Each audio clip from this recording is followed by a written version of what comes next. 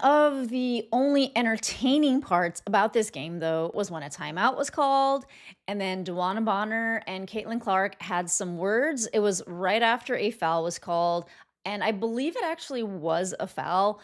Either way, Caitlin Clark went out there defending her teammates, shooing off DeWanna Bonner when DeWanna Bonner was fingered. Imagine a player who quit on her team earlier this season, only to return and stir up a storm of drama in her first game back. That's exactly what happened when Dana Bonner faced her former team, the Indiana Fever, and the aftermath was nothing short of explosive. From a heated confrontation with Caitlin Clark to shocking post-game comments, this game was about far more than just points on the board. Get ready for a deep dive into the drama that left everyone talking.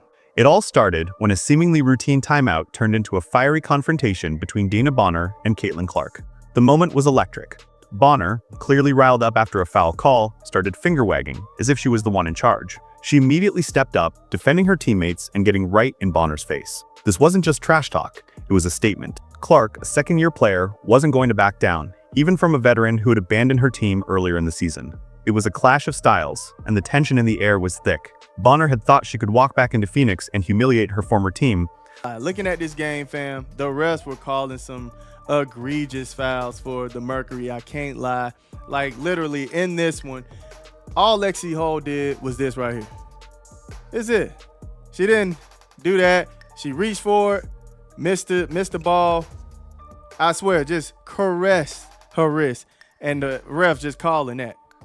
Now, literally, I just saw a few plays before that. I don't know if it was a few plays before that, but I did see where Kelsey Mitchell was wearing Kalia Copper as a book bag, man. Backpack, had her on her back. I'm like, where's the foul on that? I mean, literally. But Clark wasn't about to let that happen. What started as a minor spat quickly turned into a full-blown emotional showdown, one that left fans buzzing. To understand the intensity of that timeout confrontation, we need to take a step back. Dana Bonner's return to Phoenix wasn't just a reunion, it was a spectacle. Earlier in the season, she had quit the Indiana Fever after just 9 games, leaving her teammates and coaches hanging. Despite being brought in to be a veteran presence, Bonner walked away, claiming she wasn't in shape and didn't have the energy to keep up. But fast forward to this game, and Bonner's transformation was almost unbelievable. Suddenly, she's playing with more energy than ever, hitting shots and acting like she's the star of the show. The same player who couldn't keep up with the Fever now looked like a completely different athlete, and that's what made her actions so hard to swallow. Was this a redemption story, or was it just a case of someone showing off after finding a team that better suited her? For those who had been with her on the Fever, it felt like betrayal, and it showed in the way they played, especially Caitlin Clark, who wasn't about to let Bonner rewrite history. As the game progressed, the tension between the two teams only intensified. The Fever, despite a rocky start, initially managed to hold their own against the Phoenix Mercury, even taking a small lead early on. But as the Mercury found their rhythm, it became clear the Fever were struggling to keep up. The real turning point came when Dana Bonner, in full force, started acting like she was the one carrying Phoenix on her shoulders. She dropped 19 points, looking every bit the superstar, and it was almost as if she was trying to rub it in. But here's the kicker. This was a player who had barely put in the effort when she was with the Fever, often complaining about being out of shape and tired. Watching her suddenly turn into a scoring machine raised more than a few eyebrows. Meanwhile, Kelsey Mitchell was doing everything she could to keep the Fever competitive. With 29 points, she single-handedly kept Indiana in the game, proving just how much heart the Fever had left. Without her, this could have been a blowout. Yet, even with strong performances from Mitchell and Lexi Hall, who chipped in 18 points, the Fever's defense was a mess. They were lost, looking confused, and completely outmatched in the face of Phoenix's high-paced offense. It was clear the Fever's team chemistry had taken a hit, and that was only exacerbated by the growing drama between Bonner and Clark. As the game unfolded, Dana Bonner's performance continued to raise eyebrows. Here she was, acting like a superstar, dropping points, hustling up and down the court, and playing with a level of energy that had been completely absent during her time with the Fever. But let's not get carried away. Bonner wasn't suddenly a basketball genius. She was simply benefiting from playing alongside a well-rounded team in Phoenix. She wasn't the one carrying the load. It was Alyssa Thomas, feeding her easy looks and creating opportunities. Bonner didn't need to create her own shots. She just had to finish. This transformation was almost too convenient. The same player who had admitted to being out of shape and struggled to keep up with the Fever's pace now looked like a completely different athlete.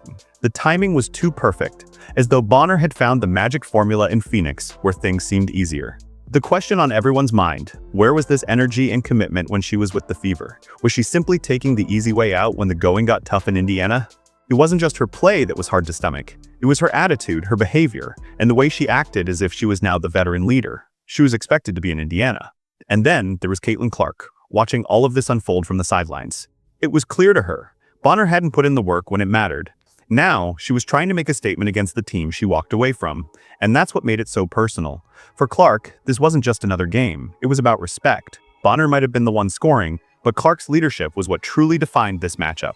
While Bonner was busy soaking up the spotlight, it was Caitlyn Clark who was quietly asserting herself as the real leader on the court.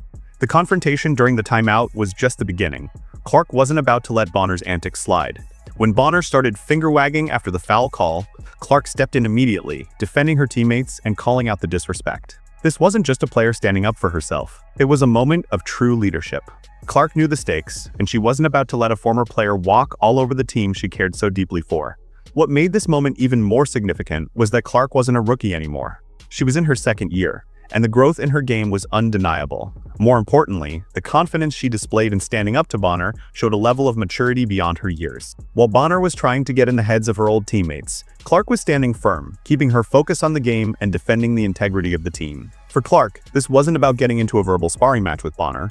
It was about protecting the culture of the Fever, showing that she wouldn't back down from anyone, especially someone who had quit on the team. Bonner might have thought she could intimidate Clark with her experience, but Clark had already dealt with her fair share of pressure and criticism, both in college and early in her pro career. She knew how to handle the heat, and this was just another challenge she was ready to face head-on. In that moment, it became clear, Clark wasn't just a rising star. She was a leader in every sense of the word.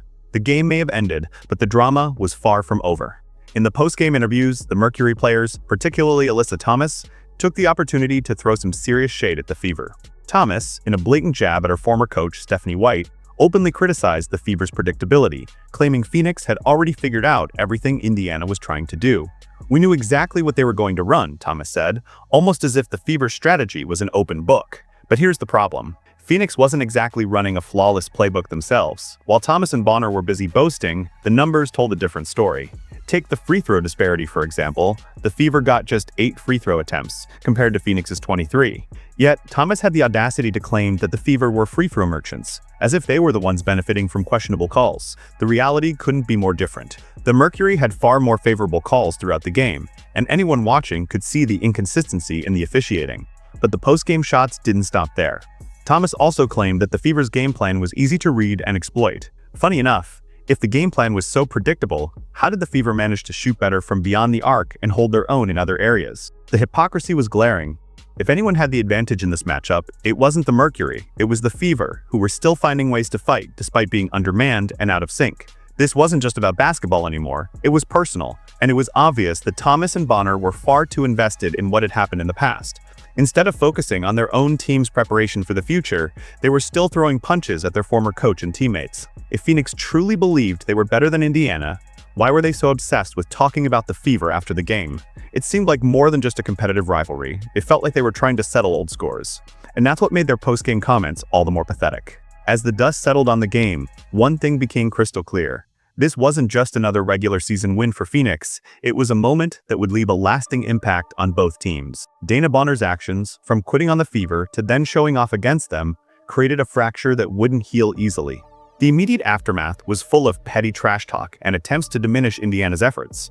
But what Bonner and her Mercury teammates failed to realize is that this game, this drama, had much deeper implications. Caitlyn Clark, on the other hand, showed what true leadership looked like. She didn't need to boast or trash talk. Her game spoke for itself. She protected her teammates, stood her ground in the face of disrespect, and proved that leadership isn't just about scoring points. It's about setting the tone for the entire team. Clark's actions during that timeout and the entire game made it clear that the Fever were not just a team.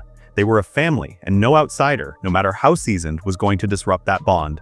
In the long run, the Mercury might celebrate their victory, but the real winner in this situation was the Fever's sense of unity and the future they're building. This season, despite the injuries, the referee calls, and the drama, Indiana is still fighting. They're not just competing on the court, they're competing for something much bigger: respect, honor, and the belief that they're better than how they're being portrayed. As for Bonner, she may have won the battle, but she's lost something much more important: the respect of her former teammates, her former coach, and possibly even the fans who once cheered for her. What's clear is that this rivalry is far from over. The next time these two teams meet, it's not just going to be about basketball, it's going to be about settling old scores. And you can bet that the Fever won't forget how they were treated. This game may have been a win for Phoenix, but the real fight is still ahead. While Phoenix may have scraped by with a win, there's no denying that the real stakes here go beyond the regular season. The Mercury's narrow victory, fueled by the drama and post-game bitterness, could ultimately come back to haunt them when the pressure of the playoffs intensifies. If they're so focused on fueling past rivalries, throwing shots at former teammates, and basking in the satisfaction of one regular season win, how will they handle the real pressure of postseason play? The Mercury may be gearing up for the playoffs, but their mental game seems to be in disarray.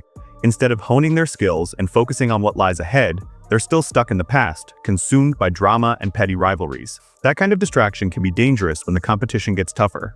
It's one thing to beat a Fever team dealing with injuries and chemistry issues. It's another to face fully healthy teams in the playoffs, where every play counts and the stakes are at their highest. On the other hand, the Fever may have taken a hit in the standings, but they've shown that their resolve is stronger than ever. They're building a culture of resilience, one that isn't distracted by outside noise or petty drama. With Caitlyn Clark at the helm, they've got a player who's not only talented, but has the kind of leadership that will carry them far into the future. This loss might sting, but it's not the end for the Fever. In fact, it could serve as the fuel they need to keep pushing forward, growing stronger as a team with each passing game. So, while Phoenix might have won the battle, the Fever are playing the long game, and their story is far from over. As for the Mercury, if they don't clean up their act and focus on the bigger picture, the road to the playoffs could be a lot more difficult than they anticipate. The tension, the drama, and the petty shots. They all make for great headlines now, but when the playoffs roll around, it'll be about who can perform under pressure, who can stay focused, and who has the mentality to go all the way. And from what we've seen, the Fever are far from out of the race. As the dust settles, it's clear that this game was about much more than just a win or loss. It was a moment that could shape the futures of both teams. For Phoenix, the win over Indiana might have felt sweet in the moment, but it came with a heavy cost. Dana Bonner's behavior, from quitting on her former team to flaunting her success in their faces, has left a bitter taste that won't easily fade. What might have been a simple victory in the regular season now feels like a hollow achievement, tainted by disrespect and misplaced drama. Bonner may have found a new home in Phoenix, but the way she handled herself left her with fewer allies than she might have expected. On the other hand, Caitlyn Clark and the Fever handled the situation with a sense of grace and integrity that Phoenix will find hard to match. Clark's leadership shone through in the heat of the moment. She stood up for her teammates, defended her team's honor, and made it clear that no amount of drama would distract her from her goals. The real victory for the Fever wasn't in the scoreboard, but in the way they came together in the face of adversity. This team's unity and spirit are what will carry them through the rest of the season, and they're not letting one petty rivalry define them. In the long run, the true cost of Bonner's actions will be measured not in points or wins, but in the respect she's lost. Respect from her former teammates, from the fans, and even from the wider league. It's a reminder that in sports, especially at this level, it's not just about what you do on the court, it's about how you treat those around you, both on and off the floor. For the Fever, they're building something more lasting, a culture of respect, resilience, and a commitment to their teammates. Phoenix may have gotten the win, but they're now a team that's fractured, and whether they can recover from this emotional blow remains to be seen. As the season progresses, every team will remember this drama. For the Fever, it's a reminder of the kind of leadership they need to succeed. For Phoenix, it's a stark lesson in how easily respect can be lost, and how hard it is to regain once it's gone. The future is still wide open, but one thing is for sure. This chapter between the Mercury and the Fever is far from finished. The next time they meet, it won't just be about basketball. It'll be about something deeper, the wounds that were opened and the respect that may never be healed.